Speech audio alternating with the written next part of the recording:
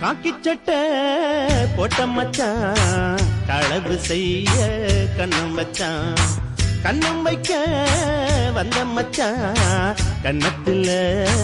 கண்ணம் வச்சான் பக்கம் வந்து